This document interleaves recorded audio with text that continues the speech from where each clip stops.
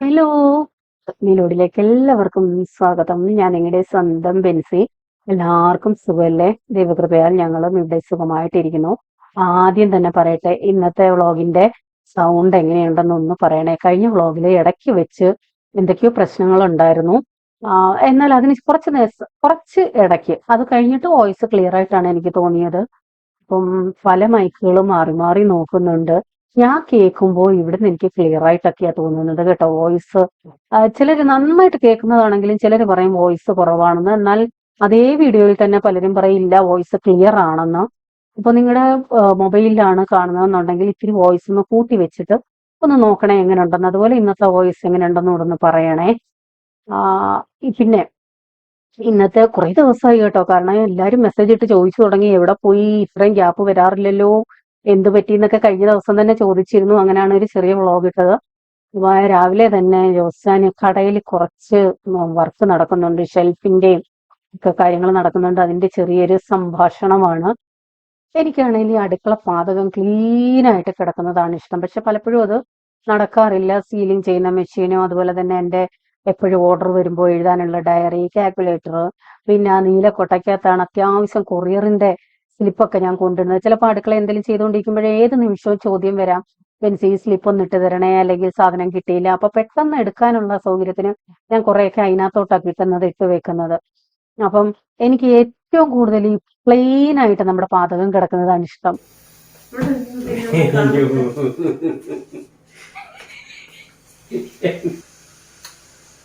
Orange മുളിയൻ orange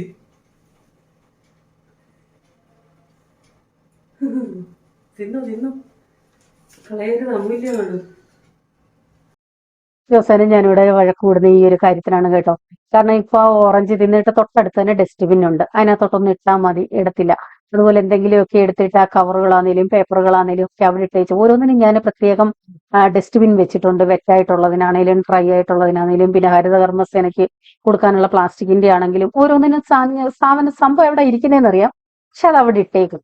അപ്പൊ ഇതുപോലെ diary എപ്പോഴും മേശപ്പുറത്ത് ഇവിടെ കിച്ചണിന്റെ പാചകത്തെ കാണും കേട്ടോ. കാരണം എപ്പോഴും പേയ്മെന്റ് വന്നതിന് ശേഷമുള്ളതാണ് എന്റെ ഡയറിയിൽ ഞാൻ എഴുതി വെക്കുന്നത്. അല്ലാതെ ഡയറക്റ്റ് ചോദിച്ച് ടോട്ടൽ ചെയ്ത് കൊടുക്കുന്നവരുടെ ഞാൻ അതിൽ എഴുതി വെക്കാറില്ല. അങ്ങനെ ഉണ്ടെങ്കിൽ ഒരു ഡയറി നിസ്സാരം ദിവസങ്ങൾ കൊണ്ട് തന്നെ തീരും. അത്രയ്ക്കും വേണ്ടി ഓരോരുത്തർ എന്റെ കയ്യിൽ നിന്ന് ടോട്ടൽ ചെയ്ത് മേടിക്കാറുണ്ടല്ലോ.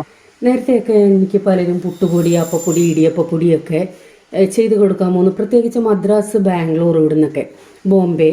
അപ്പോൾ അങ്ങനെ ചെയ്ത് കൊടുക്കാമോ എന്ന് ചോദിക്കുമ്പോൾ ഞാനിതുപോലെ ചെയ്ത് കൊടുക്കുന്നുണ്ടായിരുന്നേ. അത് നമ്മുടെ സാധാ പച്ചരിയുടെ. അപ്പോൾ അതിനുശേഷം പലരും എൻ്റെ അടുത്ത് ചമ്പാ പുട്ടുപൊടി ഉണ്ടോ എന്ന് ചോദിക്കാറുണ്ട്. അപ്പോൾ അത് ഞാൻ ചെയ്യുന്നില്ലായിരുന്നു. അങ്ങനെ തിരക്കി പിടിച്ചപ്പോഴാണ് നമ്മുടെ സാധാ പുട്ടുപൊടിയും അതുപോലെ തന്നെ ചമ്പാ പുട്ടുപൊടിയൊക്കെ നല്ല രീതിയിൽ വൃത്തിയായിട്ട് കഴുകി ക്ലീൻ ചെയ്ത് ചെയ്യുന്ന ഒരു സ്ഥലം കണ്ടുപിടിച്ചത്. അതിൽ പിന്നെ എൻ്റെ വീട്ടാവശ്യത്തിനെല്ലാം ഞാൻ അവിടെ നിന്ന് എടുക്കുക. അതുപോലെ തന്നെ ഗോതമ്പ് നല്ല രീതിയിൽ ഗോതമ്പ് കഴുകി, അയ്യോ ആ ഗോതമ്പ് സൂപ്പറാണ് ദോശ ഉണ്ടാക്കാൻ, ഇവിടെ സ്ഥിരമാണിപ്പോൾ. അപ്പോൾ അതാണ് ഇപ്പോൾ വീട്ടിൽ ഉപയോഗിക്കുന്നത്. അതുകൊണ്ട് ഞാൻ വിചാരിച്ചു അതും ഇതും തമ്മിൽ വലിയ വ്യത്യാസമൊന്നുമില്ല, പിന്നെ എനിക്ക് സമയവും സേവ് ആവും.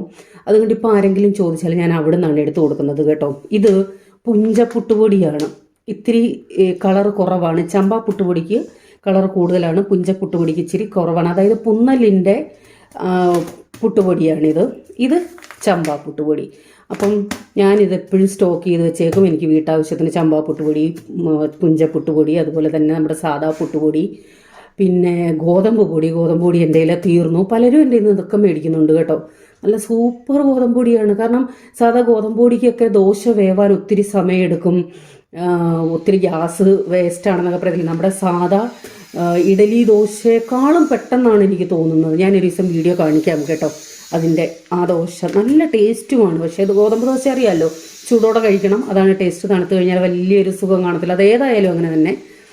അപ്പം ഇന്ന് നമുക്ക് ഇതെടുക്കാം, പുഞ്ചപ്പുട്ടുപൊടി എടുക്കാം.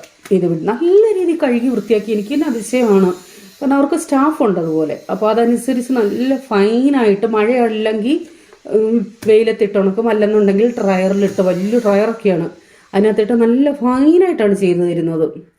അപ്പം അങ്ങനെയുള്ളിടത്ത് പോയി കണ്ടിട്ടാണല്ലോ നമ്മൾ വീട്ടാവശ്യത്തിനും അങ്ങനെ എടുക്കുന്നത്. അപ്പോൾ സ്ഥിരം ഞാനിപ്പോൾ അവിടെ നിന്നാണ് വീട്ടാവശ്യത്തിന് എടുക്കുന്നത്. അപ്പോൾ ഇത് ബൈ ചാൻസ് നിങ്ങൾക്ക് വേണമെന്നുണ്ടെങ്കിൽ നേരത്തെ ഓർഡർ തരണേ. കാരണം ഓർഡർ തന്നൊരു 2-3 ദിവസം, അഥവാ അവരുടെ ഈ കാലാവസ്ഥയ്ക്കനുസരിച്ചാണ് ഈ സ്റ്റോക്ക്.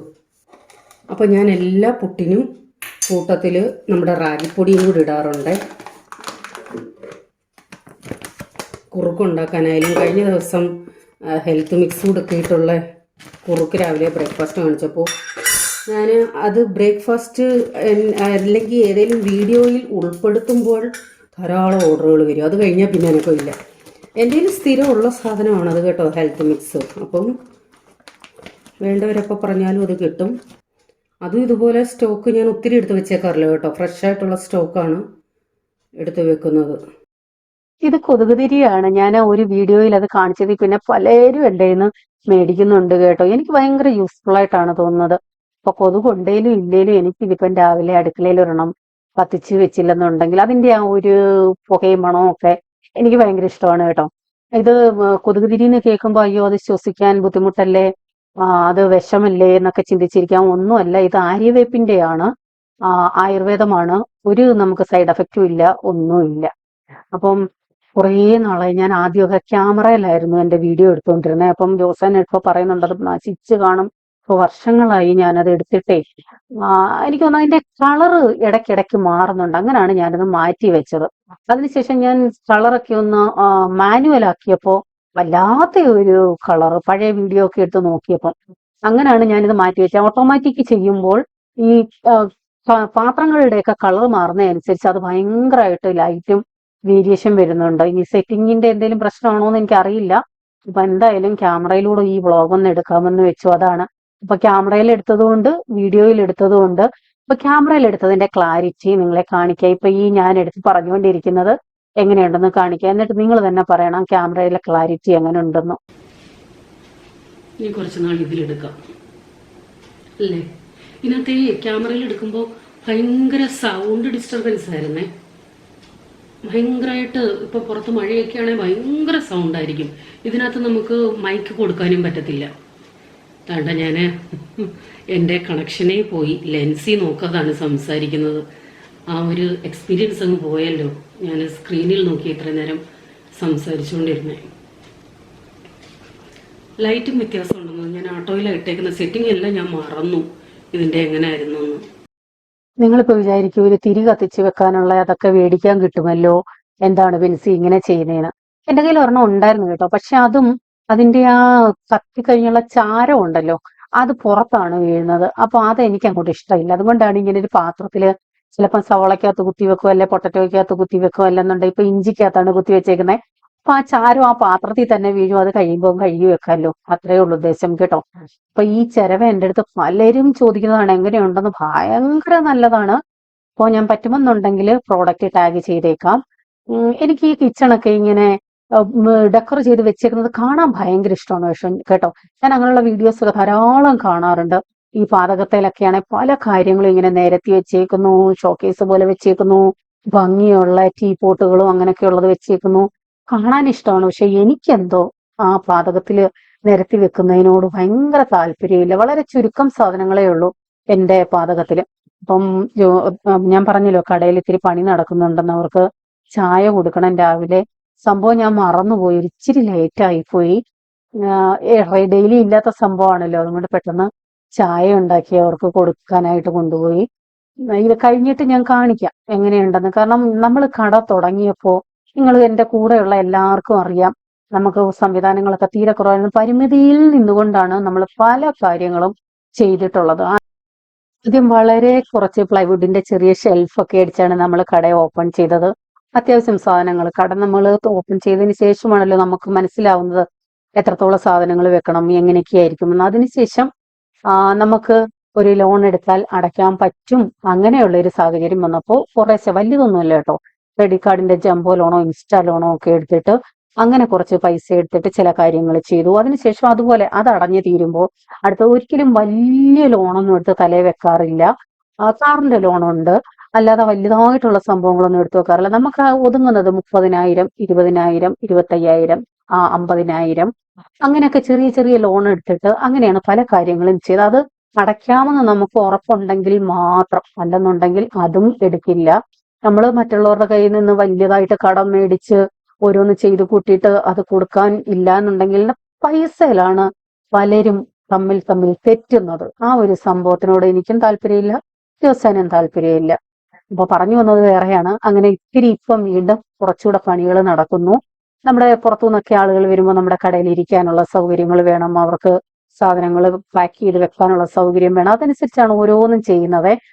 ഇപ്പോ പുട്ട് റെഡിയായി, പുട്ടും പഴവും.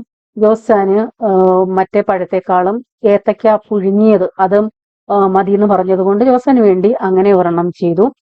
ഞാൻ ക്യാമറയുടെ കാര്യം പറഞ്ഞില്ലേ, ഇപ്പൊ കണ്ടില്ലേ, മൊബൈലിലായിരുന്നു എങ്കിൽ നല്ല ക്ലാരിറ്റി കിട്ടിയേനെ.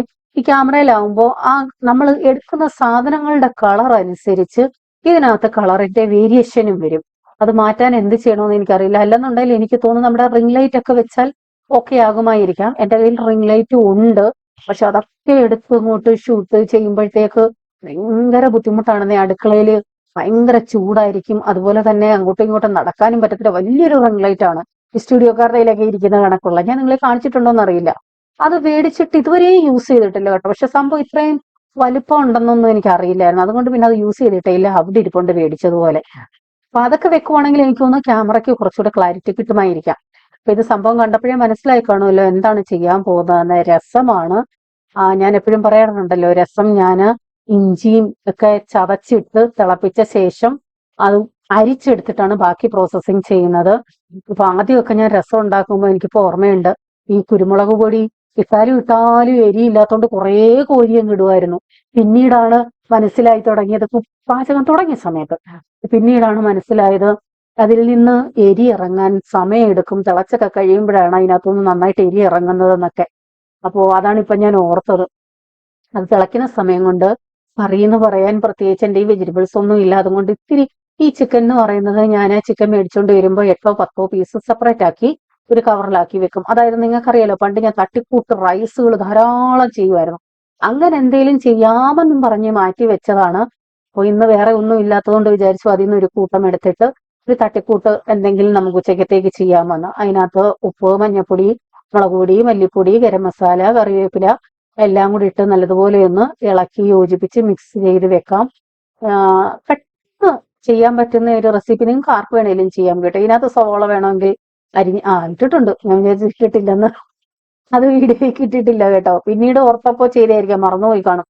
അങ്ങനെ ഇച്ചിരി വെളിച്ചെണ്ണയും കൂടെ ഒക്കെ ഒഴിച്ച് നല്ലതുപോലെ ഇളക്കി യോജിപ്പിച്ച് വെച്ചാൽ ഇത് നമുക്ക് ഡയറക്റ്റ് പാനിലിട്ട് വേവിച്ചങ്ങ് എടുത്താൽ മതി. നല്ല ടേസ്റ്റുമാണ്, ഒരു ടേസ്റ്റ് വ്യത്യാസവും ഇല്ല. ഈ സമയം കൊണ്ട് നമ്മുടെ പുളിയൊക്കെ നന്നായിട്ട്, പുളിയല്ല, പുളിവെള്ളം, രസത്തിന് വേണ്ടിയുള്ളത് റെഡി ആയിട്ടുണ്ട്. പാത്രത്തിൽ ലേശം എണ്ണ ഒഴിച്ചിട്ടുണ്ട്. നിങ്ങൾ ഇത് മാരിനേറ്റ് ചെയ്യുമ്പോൾ എണ്ണ ഒഴിച്ചിട്ടുണ്ടെങ്കിൽ ഇപ്പം ഈ എണ്ണയുടെ ആവശ്യമില്ല. ഞാൻ മാരിനേറ്റ് ചെയ്തപ്പോൾ ഒഴിച്ചില്ല കേട്ടോ, ചിലപ്പോഴൊക്കെ അങ്ങനെ ചെയ്യാറുണ്ട്. നല്ലതുപോലെ ഇളക്കി യോജിപ്പിച്ച ശേഷം അടച്ചു വെച്ച്, വെള്ളം ഒന്നും വേണ്ട, ചിക്കനകത്തുനിന്ന് വെള്ളം ഇറങ്ങും. അടച്ചു വെച്ച് നമ്മുടെ പരുവത്തിന് വേവിച്ചെടുത്താൽ മതി. നല്ല ടേസ്റ്റി ആയിട്ടുള്ള ഒരു സംഭവമാണ്. ഒന്ന് ട്രൈ ചെയ്ത് നോക്കുക കേട്ടോ. അപ്പോൾ ഇത് നന്നായിട്ട് തിളച്ചു. അത് കഴിഞ്ഞിട്ട് കുറേ നേരം അങ്ങനെ തന്നെ ഇട്ടിരുന്നു, ആ ഇഞ്ചിയുടെയൊക്കെ ഫ്ലേവർ ഇറങ്ങാനായിട്ട്. അതിന് ശേഷം ഞാനൊന്ന് അരിച്ചെടുത്തതാണ്. കാരണം അരിക്കണമെന്ന് നിർബന്ധമില്ല, പക്ഷെ അരിക്കുമ്പോൾ നമ്മൾ ഈ ചോറിനകത്തൊക്കെ ഒഴിക്കുമ്പോഴോ അല്ലെ കുടിക്കുമ്പോഴോ ഒന്നും വായിൽ കുരുമുളക് ചെല്ലുക, അതുപോലെ തന്നെ ഇഞ്ചിയൊക്കെ കടിക്കുമ്പോൾ എനിക്കൊരു ഇഷ്ടക്കേടുണ്ട്. അതുകൊണ്ട് പല രീതിയിലും ചെയ്യുന്നവർ കാണും. ഞാൻ അമ്മ ചെയ്യുന്ന അതേ രീതിയാണ് ഫോളോ ചെയ്യുന്നത്. വെളിച്ചെണ്ണ ഒഴിച്ചു, കടുക് ഇട്ട്, ചെറിയ ജീരകം, നല്ല ജീരകം. ഞാൻ പൊതുവേ രസത്തിന് ജീരകം അങ്ങനെ ചേർക്കാറില്ലായിരുന്നു. അപ്പൊ പലരും എനിക്ക് കമന്റ് ഇട്ടതാണ്, പെൻസി ജീരകമോ ജീരകപ്പൊടിയോ കൂടി ചേർത്ത് നോക്കുക. അത് പിന്നെ ഞാൻ ചേർക്കാറുണ്ട് കേട്ടോ, നല്ല ടേസ്റ്റ് ആണ്. അപ്പൊ അതിന് ശേഷം വെളുത്തുള്ളി, കൊച്ചുള്ളി, കറിവേപ്പില, മഞ്ഞൾപ്പൊടി, പിന്നെ കായംപൊടി, ഉലുവാപ്പൊടി ഇതെല്ലാം കൂടി ഇട്ട് മൂപ്പിച്ച് നമ്മുടെ തിളപ്പിച്ച് അരിച്ചു വെച്ചിരിക്കുന്ന ആ പുളിവെള്ളത്തിലോട്ട് ഒഴിച്ച്, എരി കുറവാണെങ്കിൽ നമുക്ക് ഇതിനകത്ത് ഇച്ചിരി മുളക് പൊടി ചേർക്കാം. ഞാൻ ലാസ്റ്റിൽ ലേശം മുളക് പൊടി ചേർക്കുന്നത് കളറിന് വേണ്ടിയാണ് കേട്ടോ. അത്യാവശ്യം എരിയുണ്ട്, കാശ്മീരി ഒട്ടും എരിയില്ലാത്ത മുളക് പൊടിയാണ് ചേർത്തിരിക്കുന്നത്. ഇത് കടു താളിച്ച് ഒഴിച്ച ശേഷം വീണ്ടും തിളപ്പിക്കുന്നവരുമുണ്ട്. അങ്ങനെ വേണേൽ അങ്ങനെ ചെയ്യാം. ഡയറക്റ്റ് ഇത് ഇട്ട് ഓഫ് ചെയ്യണമെങ്കിൽ അങ്ങനെയും ചെയ്യാം. ഇത് ഓൾറെഡി തിളപ്പിച്ചതാണല്ലോ, അതുകൊണ്ട് പിന്നെ ഞാൻ തിളപ്പിച്ചിട്ടില്ല. ചിലര് ഡയറക്റ്റ് കടു താളിച്ച് ഈ പുളിവെള്ളം തിളപ്പിക്കുന്നതിന് മുമ്പ് തന്നെ അതിനകത്തിട്ട് തിളപ്പിച്ചെടുക്കുന്നവരുമുണ്ട്. പലരും പല രീതിയിൽ ചെയ്യുന്നു, അത്രയേ ഉള്ളൂ. അപ്പൊ പണ്ടൊക്കെയാണെങ്കിൽ ഞാൻ ചോറിനകത്ത് ഈ രസം ഒഴിച്ചായിരുന്നു കഴിക്കുന്നത്. പക്ഷെ ഇപ്പൊ എനിക്കിഷ്ടം അതിനേക്കാളും പ്രാവശ്യം ബിജീസ് കിച്ചൺ എന്റെ ചേച്ചി ഇതുപോലെ പറഞ്ഞു, അവള് ചോറിന്റെ കൂടെ ഗ്ലാസ്സിനകത്ത് ഒഴിച്ച് കുടിക്കാനാണ് എടുക്കുന്നത്. അതിൽ പിന്നെ ഞാനും അങ്ങനെയാണ് ചെയ്യുന്നത് കേട്ടോ. ഒരു പ്രത്യേക ടേസ്റ്റ് ആണ് അങ്ങനെ. ഇത് ഞാന് ഓൺലൈൻ മേടിച്ചതാണ് കേട്ടോ, ഒരു കോർണർ. ഈ നമ്മുടെ ലിക്വിഡുകളും സ്ക്രബും ഒക്കെ വെക്കാനായിട്ട്. അത് വാങ്ങിയപ്പോൾ അതിനകത്ത് ഒട്ടിക്കുന്ന ഒരു സംഭവമാണ്. വെറുതെ എന്താണ് പറയുന്നത്, ഞാൻ കുറച്ച് സാധനങ്ങൾ മേടിച്ചായിരുന്നു, ഒരു ക്വാളിറ്റിയും ഇല്ല. ആ ചെന്നാപത്തത്തി ചാടി എന്ന് പറഞ്ഞാൽ മതി. അപ്പൊ ഇതും അതുപോലെ ഒട്ടിച്ചു വെച്ചിട്ട് കറക്റ്റ് ആയിട്ടില്ല. അങ്ങനെ ഇപ്പൊ പണിക്കാരെയും കൊണ്ട് ഞാൻ അതിനകത്തൊന്ന് കറക്റ്റ് ചെയ്ത് തരാമോ എന്ന് ചോദിച്ചപ്പോ അവര് ചെയ്തു തന്നെയാണ് കേട്ടോ. അതിനകത്ത് സ്ക്രൂ ഒക്കെ കയറ്റി ഇപ്പൊ കറക്റ്റ് ആയിട്ട് ഫിറ്റ് ചെയ്ത് വെച്ചിട്ടുണ്ട്. നമ്മൾ പലതും ഫോട്ടോയിലൊക്കെ കാണുമ്പോഴേ അത് കഴിവതും ഞാൻ ഓൺലൈൻ പലതും മേടിക്കുമ്പോൾ അതിന്റെ റിവ്യൂ ഒക്കെ നന്നായിട്ട് മേടിക്കും. ഇത് റിവ്യൂ മേടിക്കാൻ പറ്റുന്നതല്ല, അല്ലാതെ ഒരു ഓൺലൈൻ നമ്മൾ വാട്സാപ്പിൽ കോണ്ടാക്ട് ചെയ്ത് അതിന്റെ ഫോട്ടോസ് കണ്ടിട്ട് സെലക്ട് ചെയ്യുമല്ലോ, അങ്ങനെ മേടിച്ചതാണ്. ഈ നീല പാത്രം ഉണ്ടല്ലോ, ഇങ്ങനെ ഫിറ്റ് ചെയ്യാന്നും പറഞ്ഞ് അവർ വീഡിയോ അതിനകത്ത് ഫോട്ടോ കാണിച്ച് നമുക്ക് വേസ്റ്റ് ഒക്കെ ആ സിങ്കിനകത്ത് വേസ്റ്റ് ഒക്കെ ഇടാൻ വേണ്ടി അങ്ങനെ ഫിറ്റ് ചെയ്യാന്നും പറഞ്ഞ് അതിനകത്തൊരു ക്ലിപ്പായിരുന്നു. ദൈവമേ, ഒരു ഗുണവും ഇല്ലാത്ത ഒരു സാധനം. ആ ക്ലിപ്പ് അതിനകത്ത് ഒട്ടത്തൊന്നുമില്ല, ചുമ്മാതാണ്. അപ്പം അതും ഇപ്പൊ ഞാൻ മാറ്റിയിട്ട് അതിനകത്ത് ഇപ്പൊ ഇങ്ങനെ വെച്ചേക്കുവാണ്. അതായത് ആ സ്ക്രബൊക്കെ ഇട്ട് വെക്കാൻ. അതിന് താഴെ ഹോളാണ് ആ പാത്രത്തിന്റെ. അപ്പം അതും ചില അബദ്ധങ്ങളൊക്കെ പറ്റുമല്ലോ, വാങ്ങുമ്പോഴാണല്ലോ അറിയുന്നത് ഇങ്ങനെയൊക്കെ അബദ്ധം പറ്റുമെന്ന്. അങ്ങനെ എന്തായാലും ഇപ്പൊ അങ്ങനെ ഫിറ്റ് ചെയ്ത് വെച്ചു. അതിനുശേഷം അരി വാർത്തു. അരി വാർത്തെടുത്ത ശേഷം അമ്മ പറയുന്നത് ചോറൊന്ന് പൊരിച്ചെടുക്കുന്നെന്ന്. അതായത് അടിയിൽ വെള്ളമയം ഉണ്ടെന്നുണ്ടെങ്കിൽ അത് പോവാനായിട്ട് വീണ്ടും അടുപ്പിൽ ഇങ്ങനെ വെച്ച് ഒന്ന് നന്നായി ഹൈ ഫ്ലെയിമിലിട്ട്, സാധാരണ വിറകടുപ്പിലാണെങ്കിൽ ഇച്ചിരി നേരം അതിനകത്ത് അങ്ങ് വെച്ചിരിക്കും. അങ്ങനെയാണ്. എനിക്ക് കുറച്ച് പേര് ഇതുപോലെ ഒന്ന് രണ്ട് കുട്ടികൾ കമന്റ് ഇട്ടിരുന്നു, അരി വാർത്ത ശേഷം ചോറിൽ വെള്ളമയം ഉണ്ട് എന്ത് ചെയ്യണമെന്ന്. അവർക്ക് ഞാൻ റിപ്ലൈ കൊടുത്തിരുന്നു. അപ്പൊ ഇങ്ങനെയാണ് അത് ചെയ്യുന്നത് കേട്ടോ. അപ്പൊ നമ്മുടെ ഉച്ചക്കത്തെ ലഞ്ച് എന്ന് പറയുന്നത് തലേ ദിവസത്തെ കുറച്ച് കറികൾ ഓൾറെഡി ഫ്രിഡ്ജിൽ ഇരിപ്പുണ്ട്. മീൻ, തേങ്ങ അരച്ചു വെച്ച മീൻകറി അതുകൊണ്ട്, പിന്നെ സ്പ്രൗട്ട്സ് ഉണ്ടല്ലോ നമ്മുടെ പയർ കുരിപ്പിച്ചത്, അതിന്റെ തോരനും ഉണ്ട്. അത് വേണമെന്നുണ്ടെങ്കിൽ ഇതിന്റെ കുട്ടി വെക്കാം. പക്ഷേ വീഡിയോയ്ക്ക് കവർ ഫോട്ടോയ്ക്ക് വേണമെങ്കിൽ നമുക്ക് നല്ലൊരു ഫോട്ടോ വേണമല്ലോ, അതുകൊണ്ടാണ് ഞാൻ പിന്നെ അതൊന്നും വെക്കാതെ ഫ്രഷ് ആയിട്ടുള്ളത് മാത്രം വെച്ച് മുകളിൽ 2 കാന്താരിയും വെച്ചിട്ടുണ്ട് ഒരു ഷോയ്ക്ക് വേണ്ടി. അല്ലെങ്കിൽ ഞാൻ ഉച്ചയ്ക്ക് ചോറിൻ്റെ കൂടെ ഇതൊക്കെ കഴിക്കാറുണ്ട്. ഞാനങ്ങോട്ട് ചെല്ലുവാണേ. പറയുന്ന ഡയലോഗ് എന്തായിരിക്കും അറിയാമോ?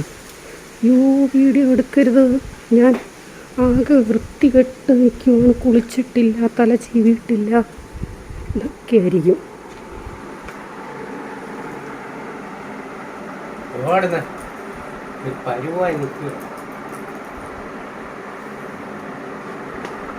റസ്സൻ്റെ കടയിൽ പണിയായിരുന്നു 2 ദിവസം. പുതിയ തൂക്കിയിടാനൊക്കെ അടിച്ചു. ഇവിടെ ഒരു ഷെൽഫിനെ ആക്കി, താഴെ ഒരു ഡോറ്. എല്ലാ കടകളിലും കാണും ഇതുപോലെ തൂക്കിയിടാനുള്ള കുറേ സാധനങ്ങൾ. ഇതിനിപ്പോ കുറേ സ്ഥലങ്ങൾ മാറ്റം വരുത്തി ഓരോ പ്രാവശ്യം ഓരോരുത്തരത്തോട്ടൊക്കെ തൂക്കിയിടും. ഇതിപ്പോ ചെയ്യിപ്പിച്ചതാണ് കേട്ടോ ഈ ടേബിൾ. നേരത്തെ നമ്മൾ ടേബിളായിട്ട് ഇട്ടിരുന്നത് ഞാൻ വർക്ക് ചെയ്തുകൊണ്ടിരുന്ന ഒരു മേശയാണ്. ഞങ്ങൾ ബോംബെയിൽ നിന്ന് വന്നപ്പോൾ അവിടുന്ന് കൊണ്ടുവന്ന ഒരു ടേബിളായിരുന്നു ഇവിടെ ഇട്ടുകൊണ്ടിരുന്നത്. അപ്പം ഇപ്പോഴത്തെ സാഹചര്യത്തിൽ അത് മാറ്റിയിട്ട് ഈ രീതിയിൽ ചെയ്യാമെന്ന് വെച്ചു. അങ്ങനെ പുതിയൊരു ഷെൽഫ് അടിച്ചു. അപ്പം അന്നത്തെ പണി എന്ന് പറയുന്നത് ഉച്ചയ്ക്ക് മുമ്പേ തീർന്നു, ലാസ്റ്റ് ആയിരുന്നു. അങ്ങനെ അവരൊക്കെ പോയി. അതിനുശേഷം ഏകദേശം ലേറ്റായിട്ടാണ് ഞങ്ങൾ ലഞ്ച് കഴിക്കാതിരുന്നത്. അവർ പോയി, ജോസാൻ കുറച്ച് ക്ലീനിങ് ചെയ്തു. അതിനുശേഷമാണ് കഴിക്കാനിരുന്നത്. അപ്പൊ അതാ നമ്മുടെ ചിക്കൻ നന്നായിട്ട് വെന്തിട്ടുണ്ട്. ഗ്ലാസ് ഞാൻ കുടിച്ചത് വേറെയൊന്നുമല്ല, നമ്മുടെ രസമാണ്. ഇതൊരു പ്രത്യേക ടേസ്റ്റ് ആണ് കേട്ടോ. ഒഴിച്ച് കഴിക്കാറുണ്ട്, ഇല്ലെന്നല്ല, ഒഴിച്ചും കഴിക്കാറുണ്ട്, കുടിക്കാറും ഉണ്ട്. ജോസാനും ഇപ്പൊ അങ്ങനെ കുടിക്കുന്നത് ഭയങ്കര ഇഷ്ടമാണ്. അപ്പൊ ജോസാൻ കഴിച്ചു കഴിഞ്ഞു. അതിനുശേഷം ക്ലീൻ ചെയ്യാൻ പോകുമായിരുന്നു. അപ്പൊ ഞാൻ പറഞ്ഞെങ്കിൽ ഒരു കാര്യം ചെയ്യുക, ഇപ്പൊ ഇത്തിരി റെസ്റ്റ് എടുക്കുക, അതിനുശേഷം 4 മണിക്ക് എന്തായാലും കട തുറക്കണമല്ലോ, അതിനുശേഷം പിന്നെ ക്ലീൻ ചെയ്യാമെന്ന് പറഞ്ഞു. ഇത് നിങ്ങളിപ്പോ വിചാരിക്കും എന്താണ് ഈ കാണിക്കുന്നത്. ചോറ് കഴിച്ചു കഴിഞ്ഞ ഉടനെ അല്ല കേട്ടോ, ചായ ടൈമായി. അപ്പം ജോസാന് ചായ ഇട്ടതിന്റെ കൂട്ടത്തിൽ എനിക്കങ്ങനെ ചായ കുടിക്കുന്ന ശീലമില്ല, വല്ലപ്പോഴും ഒക്കെ ഉള്ളൂ. അന്നേരത്തെയാണ് ഞാൻ ഈ ഞങ്ങളുടെ നാട്ടിൽ ഇതിന് കപ്പലണ്ടി എന്നാണ് പറയുന്നത്, ചിലരുടെ നാട്ടിൽ നിലക്കടലയെന്ന് പറയും. എന്തായാലും മനസ്സിലായല്ലോ. പീനട്ട് എന്ന് പറയും. അപ്പോ അത് ഞാൻ കഴിക്കുമ്പോൾ ഉണ്ടല്ലോ, എനിക്ക് ഇതിന്റെ തൊലിയെല്ലാം കളഞ്ഞിട്ട് ഒരുമിച്ച് കഴിക്കുന്നതാണ് ഇഷ്ടം. ജോസൻ അങ്ങനെയല്ല, ഇടയ്ക്ക് കൈയിട്ട് വാരിയത് ഞാനത് ക്ലീൻ ചെയ്തുകൊണ്ടിരുന്നപ്പോഴാ. ഇനി കാണിക്കുന്നത് കാണുമ്പോൾ നിങ്ങൾ പറയും വട്ടാണല്ലേ, ഇത് ഫേസ്ബുക്കിലെങ്ങാനും ഇട്ടാൽ എന്റെ ദൈവമേ എന്നെ പൊങ്കാലയിടും. ഒരു മര്യാദയില്ലാത്ത കമന്റുകളാണടോ ഈ ഫേസ്ബുക്കിൽ വരുന്നത്. ഒരു മര്യാദയില്ല. എത്ര ഇൻസൾട്ട് ചെയ്യാമോ അത്രയൊക്കെ ഇൻസൾട്ട് ചെയ്യും. പക്ഷെ യൂട്യൂബിൽ അങ്ങനെ ഇല്ല കേട്ടോ, എല്ലാവരും എന്നെ അറിയുന്നതാണല്ലോ, അതുകൊണ്ടായിരിക്കാം. ഇത് കണ്ടോ, പഴവും കപ്പലണ്ടി പഴവും കപ്പലണ്ടിക്കകത്ത് മുക്കിയിട്ട് കഴിക്കുന്നതാണ്. നല്ല ടേസ്റ്റ് ആണ്. പഴവും വടയും ചായയും നിങ്ങൾ കഴിച്ചിട്ടുണ്ടോ? അതൊരു കോമ്പിനേഷൻ ആണ്. ഉഴുന്നുവടയല്ല, പരിപ്പ് വട. അത് വെച്ച് അതുപോലൊക്കെ ഒരു കോമ്പിനേഷൻ ആണ് ഇതും. കപ്പലണ്ടി, പഴം, ചായ.